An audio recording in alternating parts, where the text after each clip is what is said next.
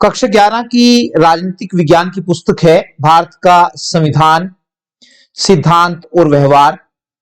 तो इसी पाठ्य पुस्तक का अध्याय 6 आज हमारे सामने है और अध्याय का नाम है न्यायपालिका। तो इसी अध्याय की आज हम पाठ्य पुस्तक आधारित प्रश्न उत्तरों को करेंगे। उसमें पहला प्रश्न आता है, न्यायपालिका किसे कहते हैं? तो न्यायपालिका सरकार का तीसरा अंग है। सरकार के 3 अंग होते हैं, विधानपालिका, कार्यपालिका और न्यायपालिका। तो न्यायपालिका सरकार का तीसरा अंग है। इसका मुख्य काम कानूनों की व्याख्या करना तथा कानून तोड़ने वालों को सजा देना है। प्रश्न नंबर 2 है कि न्यायपालिका के कार्यों का वर्णन करो। न्यायपालिका के कार्यों का वर्णन करो। तो न्यायपालिका कई प्रकार के काम करती है। पॉइंट्स में हम करें तो पहला पॉइंट है झगड़ों का निपटारा करना। पहला पॉइंट है न्यायपालिका का सबसे महत्वपूर्ण काम लोगों के झगड़ों का निपटारा करना है। न्यायपालिका झगड़ों का निपटारा कानून के अनुसार करती है। जैसा कानून में सजा दी होती है वैसी सजा न्यायपालिका उसको सुनाती है। दूसरा पॉइंट है न्यायपालिका के कामों में कानूनों की व्याख्या करना। यद्यपि कानून बनाना विधानपालिका या संसद, भारत में उसको संसद कहते हैं, यद्यपि कानून बनाना विधानपालिका या संसद का काम है, लेकिन कई बार विधानपालिका द्वारा जो कानून बनाए जाते हैं उनकी भाषा इतनी जटिल होती है कि वह आम आदमी की समझ से बाहर होती है। ऐसी स्थिति में न्यायपालिका कानून की सही व्याख्या करती है। और तीसरा पॉइंट है संविधान का रक्षक। संविधान किसी भी देश का सर्वोच्च कानून होता है जिसके अनुसार किसी देश की सरकार चलती है। संविधान किसी भी देश का सर्वोच्च कानून होता है जिसके अनुसार किसी देश की सरकार चलती है। सर्वोच्च कानून होने के नाते उसकी रक्षा करना भी जरूरी होता है। संविधान की रक्षा करने का काम न्यायपालिका करती है।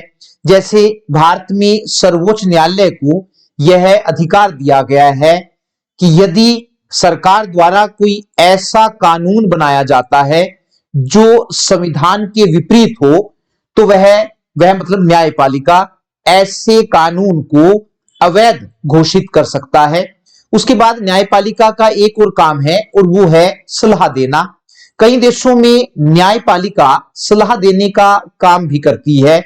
जैसे भारत में यदि राष्ट्रपति को किसी कानूनी मामले में या राष्ट्रपति किसी कानूनी मामले में कोई सलाह लेना चाहता है तो वह सर्वोच्च न्यायालय से ऐसी सलाह ले सकता है।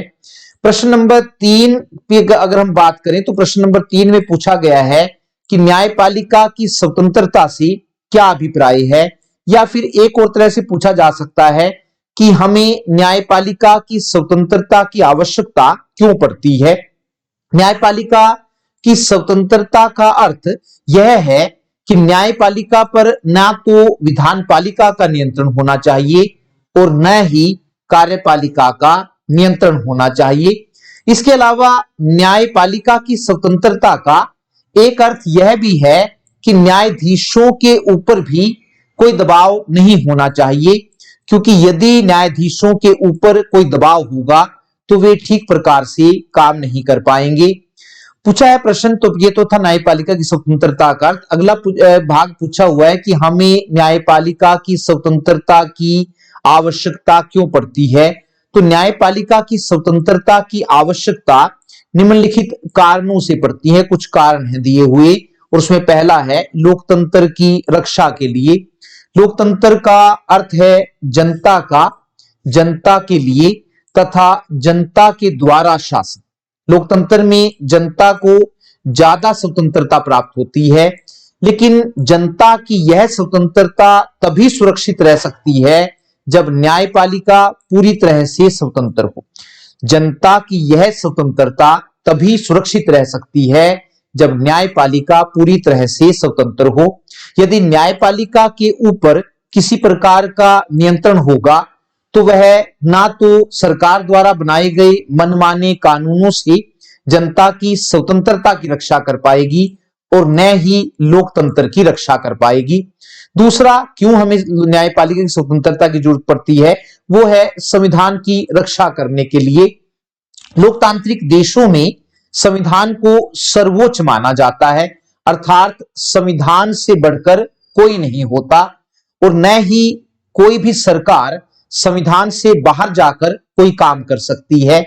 इन देशों में संविधान की रक्षा करने का दायित्व न्यायपालिका पर होता है, लेकिन न्यायपालिका अपने इस दायित्व को केवल तभी ठीक प्रकार से कर सकती है जब वह पूरी तरह से स्वतंत्र हो, क्योंकि तभी वह सरकार द्वारा बनाए गए ऐसे कानूनों को अवैध घोषित कर सकती है जो संविधान के विपरीत हो। अतः संविधान की रक्षा करने के लिए भी न्यायपालिका की स्वतंत्रता आवश्यक है। और तीसरा पॉइंट है इसमें, नागरिकों के अधिकारों की रक्षा करने के लिए वर्तमान समय में प्रत्येक देश के संविधान द्वारा अपने नागरिकों को अनेक प्रकार के मौलिक अधिकार दिए गए हैं। इन अधिकारों की रक्षा करना भी जरूरी है, और इन अधिकारों की रक्षा करने का दायित्व न्यायपालिका को सौंपा गया है। लेकिन न्यायपालिका मौलिक अधिकारों की रक्षा तभी कर सकती है जब उसके ऊपर कोई दबाव नहीं होगा। अतः नागरिकों के अधिकारों की रक्षा करने के लिए भी न्यायपालिका का स्वतंत्र होना जरूरी है। एक चौथा पॉइंट भी है कि न्याय की रक्षा करने के लिए न्याय इस धारणा पर आधारित है कि न्याय होना ही नहीं चाहिए बल्कि दिखना भी चाहिए कि न्याय हुआ है। इस धारणा पर आधारित है कि न्याय होना ही नहीं चाहिए बल्कि दिखना भी चाहिए कि न्याय हुआ है। न्यायपालिका का एक महत्वपूर्ण काम लोगों को न्याय प्रदान करना भी है, लेकिन यदि न्यायाधीशों के ऊपर किसी प्रकार का कोई दबाव होगा तो वे लोगों को सही न्याय प्रदान नहीं कर पाएंगे। अतः न्याय की रक्षा करने के लिए भी न्यायपालिका का स्वतंत्र होना जरूरी है। प्रश्न नंबर 4 जो है पाठ्यपुस्तक में जो दे रखा है वो है कि न्यायपालिका की स्वतंत्रता को सुनिश्चित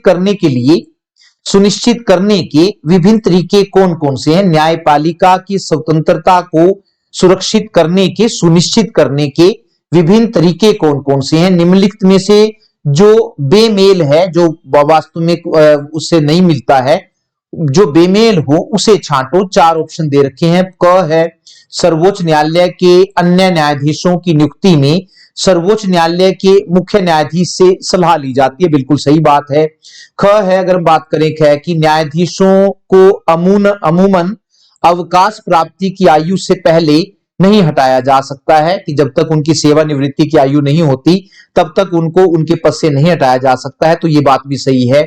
ग है, उच्च न्यायालय के न्यायाधीश का तबादला दूसरे उच्च न्यायालय में नहीं किया जा सकता। उच्च न्यायालय के न्यायाधीश का तबादला दूसरे उच्च न्यायालय में नहीं किया जा सकता है।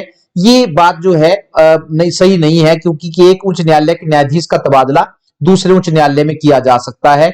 और चौथा घ है, न्यायाधीशों की नियुक्ति में संसद की दखल अंदाजी नहीं है, तो ये भी सही है। न्यायाधीशों की नियुक्ति करते समय संसद का कोई रोल नहीं होता। तो जो बेमेल है, जो ऊपर चारों में से मेल नहीं खाता है, वो सही जवाब है इसका ग। उच्च न्यायालय के न्यायाधीश का तबादला दूसरे उच्च न्यायालय में नहीं किया जा सकता, जबकि एक उच्च न्यायालय के न्यायाधीश का तबादला दूसरे उच्च न्यायालय में कभी भी किया जा सकता है। प्रश्न नंबर 5 है कि क्या न्यायपालिका की स्वतंत्रता का अर्थ यह है कि न्यायपालिका किसी के प्रति जवाबदेह नहीं है? क्या न्यायपालिका की स्वतंत्रता का अर्थ यह है कि न्यायपालिका किसी के प्रति जवाबदेह या जिम्मेदार नहीं है? अपना उत्तर अधिकतम 100 शब्दों में लिखें। तो न्यायपालिका की स्वतंत्रता का वास्तविक अर्थ स्वतंत्र और निष्पक्ष होकर न्याय करने से है। न्यायपालिका की स्वतंत्रता का अर्थ स्वतंत्र और निष्पक्ष होकर न्याय करने से है। न्यायपालिका की स्वतंत्रता का अर्थ यह बिल्कुल नहीं है कि वह किसी के प्रति जवाबदेह ना हो। भारत के संविधान में न्यायपालिका को विधानपालिका के प्रति उत्तरदायी बनाया गया है। यदि न्यायपालिका अपनी सीमा से बाहर जाकर कोई काम करती है तो विधानपालिका संविधान में संशोधन करके उसके काम को रद्द कर सकती है। इस प्रकार यदि कोई न्यायाधीश कदाचार या पद का दुरुपयोग करके निर्णय करता है तो संसद उसे महाभियोग का प्रस्ताव पास करके पद से हटा सकती है। तो हमारे यहां भी न्यायपालिका को जवाबदेह बनाया गया है। प्रश्न नंबर 6 है कि भारत में न्यायपालिका की स्वतंत्रता को सुनिश्चित करने के लिए क्या क्या प्रावधान किए गए हैं। भारत में न्यायपालिका की स्वतंत्रता को सुनिश्चित करने के लिए क्या क्या प्रावधान किए गए हैं। कई प्रकार के प्रावधान किए गए, उसमें पहला है पर्याप्त वेतन और भत्ते। व्यक्ति की सबसे बड़ी कमजोरी पैसा होती है। यदि वेतन से व्यक्ति की जरूरतें पूरी नहीं होती तो वह रिश्वत लेकर कोई भी गलत काम कर सकता है। अतः न्यायाधीशों को पैसे के लालच से बचाने के लिए उनको पर्याप्त वेतन दिया जाता है। जैसे सर्वोच्च न्यायालय के मुख्य न्यायाधीश को 2,80,000 रुपए तथा अन्य न्यायाधीशों को 2,50,000 रुपए मासिक वेतन दिया जाता है। उनके वेतन और भत्तों में उनके कार्यकाल में कोई कटौती नहीं की जा सकती है। तो वेतन और भत्तों से भी उनको मतलब दर से मुक्ति दिलाई गई है। नंबर 2 पर है पद की सुरक्षा। न्यायपालिका की स्वतंत्रता तभी बनाई जा सकती है जब न्यायाधीशों को यह विश्वास हो कि उन्हें मनमाने तरीके से पद से नहीं हटाया जा सकता। भारतीय संविधान द्वारा न्यायाधीशों को पद की सुरक्षा प्रदान की गई है। संविधान में यह कहा गया है कि यदि संसद के दोनों सदन अपनी अलग अलग बैठकें करके अपने कुल सदस्यों के बहुमत से या वोट देने वाले सदस्यों के 2/3 बहुमत से न्यायाधीश को हटाने का प्रस्ताव पास कर दे तो राष्ट्रपति उसे पद से हटा सकता है। तो इस प्रकार हम देखते हैं कि न्यायाधीशों को हटाने की प्रक्रिया काफी जटिल है। और तीसरा पॉइंट है लंबा कार्यकाल। न्यायपालिका की स्वतंत्रता को बनाए रखने के लिए यह भी जरूरी है कि न्यायाधीशों का कार्यकाल लंबा होना चाहिए ताकि वे निश्चित होकर काम कर सके। भारत में सर्वोच्च न्यायालय के न्यायाधीश 65 वर्ष की आयु तक तथा उच्च न्यायालय के न्यायाधीश 62 वर्ष की आयु तक अपने पदों पर रहते हैं। उसके बाद है चौथा पॉइंट, वो है उच्च योग्यताएं। न्यायपालिका की स्वतंत्रता को बनाए रखने के लिए यह भी जरूरी है कि केवल योग्य और कानून के जानकार व्यक्ति ही न्यायाधीश बने। इसके लिए भी हमारे संविधान में सर्वोच्च न्यायालय और उच्च न्यायालय का न्यायाधीश बनने के लिए उच्च योग्यताएं निश्चित की गई हैं।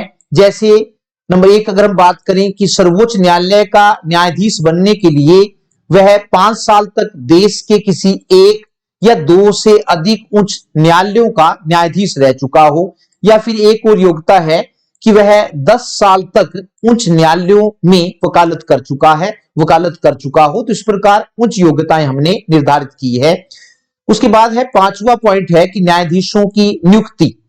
भारत में न्यायाधीशों का चुनाव नहीं किया जाता है बल्कि नियुक्ति की जाती है, क्योंकि यदि न्यायाधीशों का चुनाव किया जाएगा तो वे हमेशा किसी न किसी एक राजनीतिक दल से जुड़े रहेंगे और ऐसी स्थिति में वे ठीक प्रकार से न्याय नहीं कर पाएंगे। इसलिए हमने न्यायाधीशों का चुनाव का तरीका नहीं अपनाया है बल्कि न्यायाधीशों की नियुक्ति का तरीका अपनाया है ताकि न्यायपालिका की स्वतंत्रता बनी रहे। और छठा पॉइंट है रिटायर होने के बाद वकालत करने की मनाही। संविधान में यह भी व्यवस्था की गई है कि सर्वोच्च न्यायालय के न्यायाधीश रिटायर होने के बाद देश की किसी भी अदालत में वकालत नहीं कर सकते हैं। ऐसा इसलिए किया गया है क्योंकि यदि सर्वोच्च न्यायालय के न्यायाधीश रिटायर होने के बाद वकील के रूप में काम करेंगे तो बड़ी अदालत के न्यायाधीश रहे होने के कारण छोटी अदालतों के न्यायाधीश उनका सम्मान करेंगे, जिससे न्याय पर प्रभाव पड़ेगा। और हमारे यहां न्याय जो इस धारणा पर आधारित है कि न्याय होना नहीं चाहिए बल्कि दिखना चाहिए कि न्याय हुआ है। प्रश्न नंबर 7 जो है इंपॉर्टेंट प्रश्न है परीक्षा की दृष्टि से। आमतौर पर परीक्षा में हर साल ये प्रश्न आता है, सर्वोच्च न्यायालय के संगठन और क्षेत्राधिकार का वर्णन करो। सर्वोच्च न्यायालय के संगठन और क्षेत्राधिकार का वर्णन करो। तो सर्वोच्च न्यायालय भारत का सबसे बड़ा न्यायालय है। संविधान की धारा 124 में कहा गया है कि भारत का एक सर्वोच्च न्यायालय होगा। भारत में सर्वोच्च न्यायालय की स्थापना की अगर हम बात करें तो भारत में सर्वोच्च न्यायालय की स्थापना सबसे पहले भारत सरकार अधिनियम 1935 में संघीय न्यायालय के रूप में की गई थी। लेकिन उस समय यह भारत का सर्वोच्च न्यायालय नहीं था, क्योंकि इसके द्वारा जो निर्णय दिए जाते थे उनके विरुद्ध प्रीवी काउंसिल में अपील की जा सकती थी, और यह प्रीवी काउंसिल जो थी वो ब्रिटेन में स्थित थी। 26 जनवरी 1950 को जब भारत का संविधान लागू हुआ तो संघीय न्यायालय का नाम बदलकर सर्वोच्च न्यायालय कर दिया गया, और यह कहा गया कि इसके द्वारा दिया गया निर्णय अंतिम होगा। तो इसके प्रकार हम कह सकते हैं कि वर्तमान समय में यह देश का सर्वोच्च न्यायालय है। एक जो महत्वपूर्ण लाइन आपने याद रखनी है वो ये है कि संविधान के भाग 5 में धारा 124 से लेकर 147 तक, संविधान के भाग 5 में धारा 124 से लेकर 147 तक सर्वोच्च न्यायालय के संगठन, स्वतंत्रता और अधिकार क्षेत्र का वर्णन किया गया है। तो सबसे पहले हम करेंगे सर्वोच्च न्यायालय के न्यायाधीशों की संख्या कि कितने न्यायाधीश हैं। संविधान की धारा 124(1) में कहा गया है कि सर्वोच्च न्यायालय के न्यायाधीशों की संख्या संसद द्वारा तय की जाएगी। ये ध्यान से याद रखनी है बात। 124 में कहा गया है कि सर्वोच्च न्यायालय के न्यायाधीशों की संख्या संसद द्वारा तय की जाएगी। जब संविधान लागू हुआ था तो उस समय सर्वोच्च न्यायालय के न्यायाधीशों की संख्या 8 निश्चित की गई थी। वर्तमान समय में सर्वोच्च न्यायालय न्यायाधीशों की संख्या विधेयक, एक नया विधेयक पास किया गया है, सर्वोच्च न्यायालय न्यायाधीशों की संख्या विधेयक 2019 के द्वारा सर्वोच्च न्यायालय के न्यायाधीशों की संख्या 34 कर दी गई है, जिसमें एक मुख्य न्यायाधीश तथा 33 अन्य न्यायाधीश हैं। न्यायाधीशों की नियुक्ति की अगर हम बात करें तो सर्वोच्च न्यायालय के मुख्य न्यायाधीश तथा अन्य न्यायाधीशों की नियुक्ति राष्ट्रपति द्वारा की जाती है। याद रखनी है बात ये, सर्वोच्च न्यायालय के मुख्य न्यायाधीश तथा अन्य न्यायाधीशों की नियुक्ति राष्ट्रपति द्वारा की जाती है। लेकिन राष्ट्रपति यहां अपनी इच्छा का प्रयोग नहीं कर सकता है। मुख्य न्यायाधीश की नियुक्ति करते समय राष्ट्रपति के लिए सर्वोच्च न्यायालय तथा उच्च न्यायालय के ऐसे मुख्य न्यायाधीश की नियुक्ति करते समय राष्ट्रपति के लिए सर्वोच्च न्यायालय तथा उच्च न्यायालयों के ऐसे न्यायाधीशों की सलाह लेना जरूरी है जिन्हें वह इस सलाह के योग्य समझे। वर्तमान समय में मुख्य न्यायाधीश की नियुक्ति वरिष्ठता के आधार पर की जाती है। इसके अलावा अन्य न्यायाधीशों की नियुक्ति करते समय राष्ट्रपति के लिए मुख्य न्यायाधीश की सलाह लेना जरूरी है। सर्वोच्च न्यायालय का न्यायाधीश बनने के लिए योग्यताएं क्या क्या हैं? उसमें पहला आता है कि वह भारत का नागरिक हो। दूसरा, वह कम से कम 10 साल तक 2 या 2 से अधिक उच्च न्यायालयों में वकालत कर चुका हो। तीसरी जो योग्यता है कि वह कम से कम 5 साल तक 2 या 2 से अधिक उच्च न्यायालयों में न्यायाधीश रह चुका हो। और एक और चौथी योग्यता है कि वह राष्ट्रपति की नजर में उच्च कोटि का कानून का जानकार हो। तो ये 4 योग्यताएं निर्धारित की गई है। वेतन और भत्ते जो है सर्वोच्च न्यायालय के न्यायाधीशों कितने मिलते हैं? तो वर्तमान समय में सर्वोच्च न्यायालय के मुख्य न्यायाधीश को 2,80,000 रुपए तथा अन्य न्यायाधीशों को 2,50,000 रुपए मासिक वेतन दिया जाता है। इसके अलावा उन्हें अनेक प्रकार के भत्ते भी मिलते हैं। रहने के लिए मुफ्त सरकारी आवास मिलता है। उनके वेतन और भत्ते भारत की संचित निधि कंसोलिडेटेड फंड ऑफ इंडिया से दिए जाते हैं और रिटायर होने के बाद उन्हें पेंशन भी मिलती है। कार्यकाल है सर्वोच्च न्यायालय के न्यायाधीश जो हैं वो 65 वर्ष तक अपने पद पर रहते हैं। इससे पहले भी वे जब चाहें अपने पद से त्यागपत्र दे सकते हैं। तो जो कार्यकाल है वो 65 वर्ष तक निर्धारित किया गया है। पद से हटाना, रिमूवल अगर हम कैसे कि सर्वोच्च न्यायालय के न्यायाधीश को कैसे उसके पद से हटाया जा सकता है, तो सर्वोच्च न्यायालय के न्यायाधीशों को महाभियोग, एक प्रक्रिया है ये, याद रखनी है कौन सी प्रक्रिया, सर्वोच्च न्यायालय के न्यायाधीशों को महाभियोग की प्रक्रिया द्वारा कदाचार के आधार पर, बुरे आचरण के आधार पर पद से हटाया जा सकता है। इसके लिए संविधान में यह कहा गया है कि यदि संसद के दोनों सदन अपनी अलग अलग बैठकें करके अपने कुल सदस्यों के बहुमत से या वोट देने वाले सदस्यों के 2/3 बहुमत से न्यायाधीश के विरुद्ध कदाचार का प्रस्ताव पास कर दे तो राष्ट्रपति उसे पद से हटा सकता है। अभी तक सर्वोच्च न्यायालय के किसी भी न्यायाधीश के खिलाफ संसद में महाभियोग का प्रस्ताव पास नहीं हुआ है। हालांकि 1991 में 1991 में न्यायमूर्ति वी रामास्वामी तथा 2017 में न्यायमूर्ति दीपक मिश्रा के खिलाफ संसद में महाभियोग का प्रस्ताव पेश किए जा चुके हैं, लेकिन फिर भी वो पास नहीं हुए हैं। रिटायर होने के बाद पाबंदियां, तो सर्वोच्च न्यायालय के न्यायाधीश रिटायर होने के बाद देश की किसी भी अदालत में वकालत नहीं कर सकते हैं। उसके बाद आता है कि सर्वोच्च न्यायालय की शक्तियां या फिर सर्वोच्च न्यायालय का क्षेत्राधिकार, कौन कौन से मामले जो हैं वो सर्वोच्च न्यायालय में ले जाए जा सकते हैं। तो सर्वोच्च न्यायालय के क्षेत्राधिकार को 3 भागों में बांटा जा सकता है। एक है प्रारंभिक क्षेत्राधिकार, दूसरा है अपीलीय क्षेत्राधिकार और तीसरा है सलाहकारी क्षेत्राधिकार।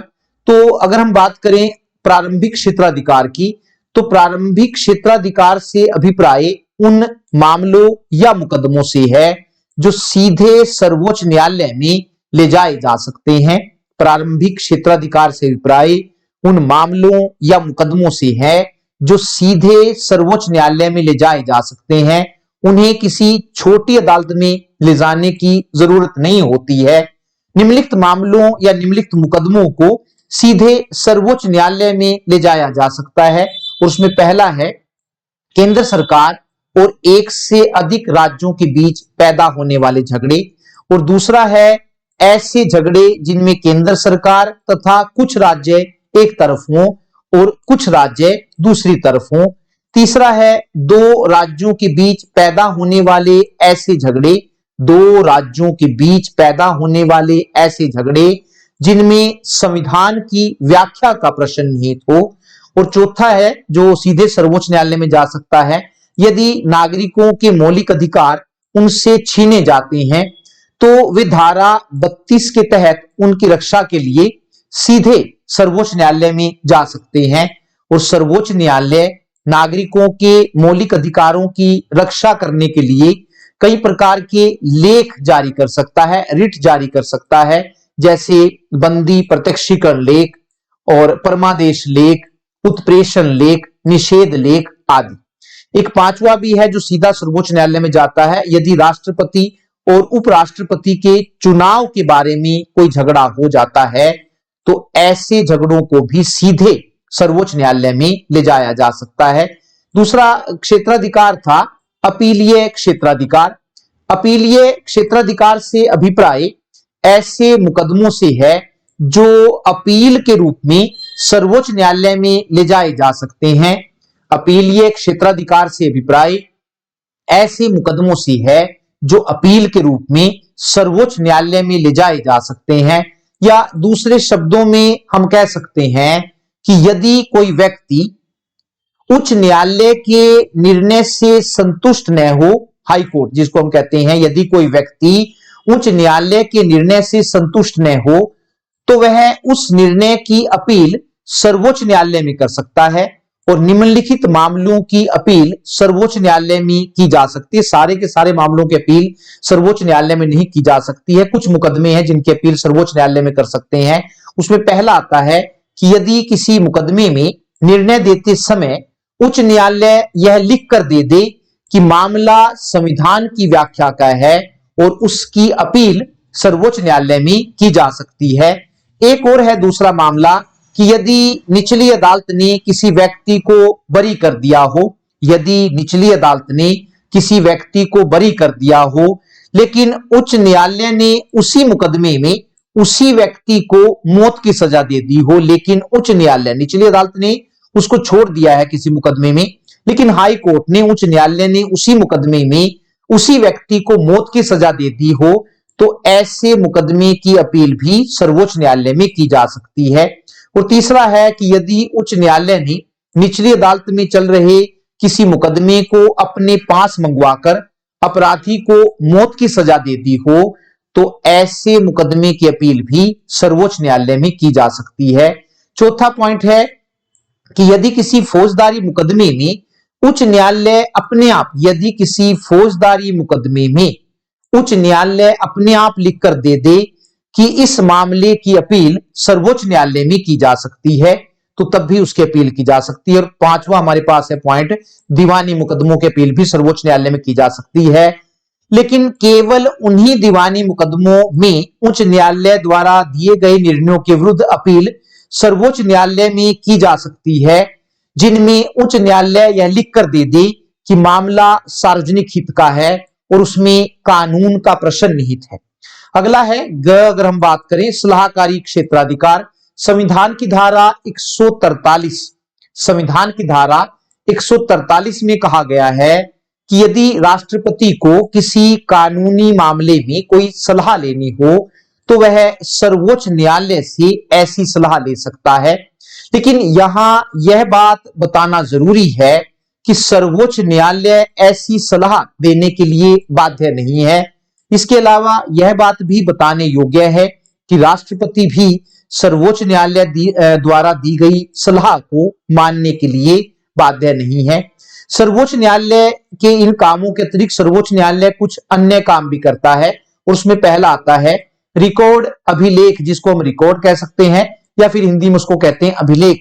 रिकॉर्ड न्यायालय के रूप में सर्वोच्च न्यायालय द्वारा जो भी निर्णय दिए जाते हैं उनका एक रिकॉर्ड रखा जाता है और ये निर्णय निचली अदालतों के लिए मार्गदर्शन बन जाते हैं।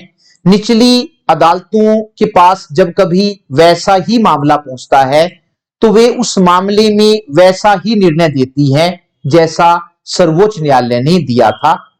और एक और उसका काम है अन्य में न्यायिक पुनर्निरीक्षण, जिसको जुडिशियल रिव्यू कहते हैं।